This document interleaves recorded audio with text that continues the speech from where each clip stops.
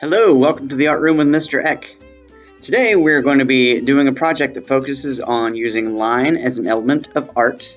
The elements of art here on the poster are the things that we use to make art. They're the basic building blocks of art. And we're focusing on line today and pattern, which is one of our principles of art or design. Let's get started. Alright, so we're going to be making a longhorn. I call this line pattern longhorn. And so we're going to be drawing a longhorn, which our school is in Texas, and Texas is known for its longhorns, which is a cow with really, really big horns. And if you would rather draw a different type of barnyard animal, a horse, a donkey, a goat, pig, anything like that will work fine. We're going to draw an animal using basic shapes, and then we're going to color it and decorate it with line patterns, and it's going to look awesome. So let's get right to it. I'm going to show you step by step how to draw a longhorn. That's step one. As we're drawing our longhorn, don't be afraid to draw nice and big. Sometimes I've had students draw very small cows with this project, and the bigger the better in my opinion. Alright, so we're going to start off with somewhere around the middle, a rounded rectangle. So it's a rectangle, but the edges are kind of round like that.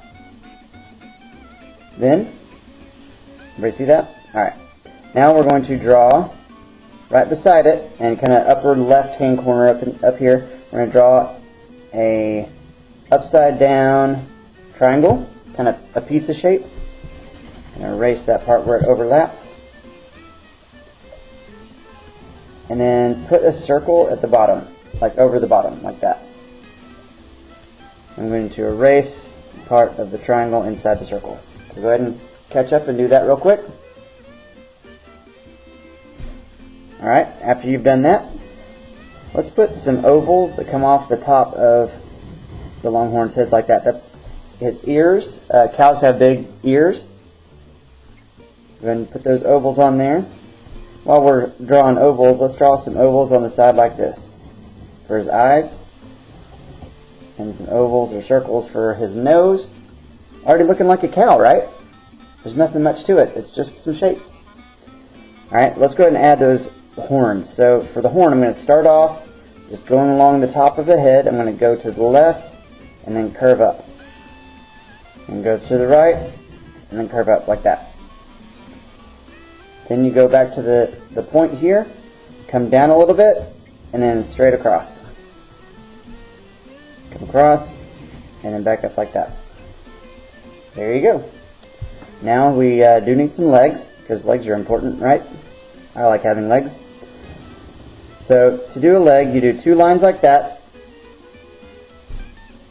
and then a half circle. Nice and simple. Another one right beside it, and a half circle. And make it look like this leg is behind this leg, because that makes sense. Do another leg down here. So two lines and a half circle.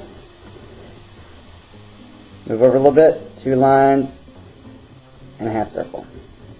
If you want to be a little bit picky with yourself, you can make this half circle and this half circle a little bit higher up. See how this one's higher? It's because it's further away. It's on the other side of the cow. So this one is a little bit higher than this one. This one is higher than this one. We don't have to get that picky, but if you feel like being that picky, you can be. The last part is a tail. So for the tail, I just like to do a long, skinny triangle like that, and an oval for the hair. And that is how you draw a longhorn. If you're drawing a different animal, you can use the same tactics, just change some things up. So if it's a horse, it wouldn't have horns, obviously, and it would have a taller, more oval-shaped head. If it's a pig, it's going to have shorter legs and a big round head. Yeah, it doesn't matter what animal you're drawing, you can draw it using basic shapes. Alright, to finish this off, we're going to draw a horizon line. That's the line that goes sideways across our outdoor art, and it separates the sky from the ground. Like that. So we've got the sky, we've got the ground. You can add a fence, you can add a barn. I think I want to add a barn and a fence. I like that idea, and some clouds. And then we're going to talk about patterns. So So I'm going to do that real quick. I'm going to add some details, and then we're going to decorate it.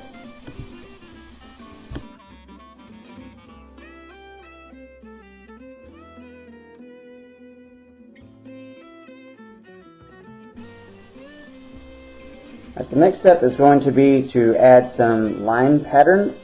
So as we've talked before, a line pattern is any kind of line that does something that repeats. So it could be like this, it could be like this, it could be a zigzag, it could be a curlicue, it could be a castle line. It could be really anything as long as it repeats. So I'm going to decorate my Longhorn with that, and I'm going to be using markers to add some color. And then lastly, we're going to add some color to the whole thing by coloring it in with crayon. So first off is the line patterns.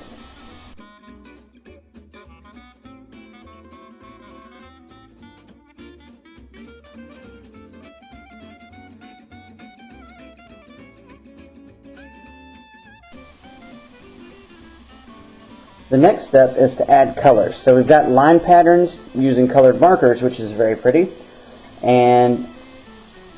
but we still have all the white background of the paper, so we need to color that. And I'm going to use light colored crayons to color that, and I'm going to color lightly because I don't want to cover up completely all our line patterns. So I use dark colors for the line patterns, and I'm using light colors of crayons to color over it, so it will still show up. So that's what we're going to do next, and the last thing we're going to do is black outlines, but we'll talk about that in just a minute.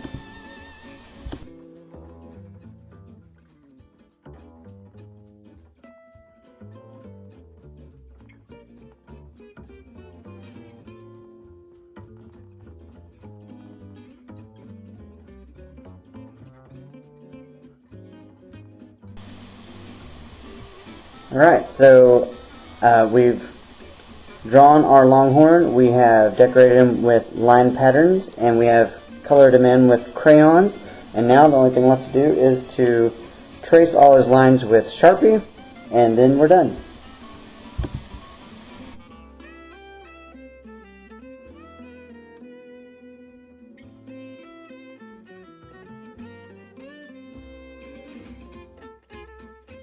And here we have it, my finished line pattern Longhorn. I think it turned out super fun. I think the lines add a lot of excitement that we wouldn't have in this artwork otherwise.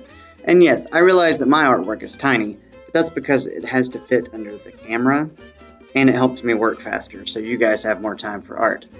Anyway, I hope you guys enjoy spending time with your Longhorn or whatever barn animal you drew, and I'll see you next time in the art room.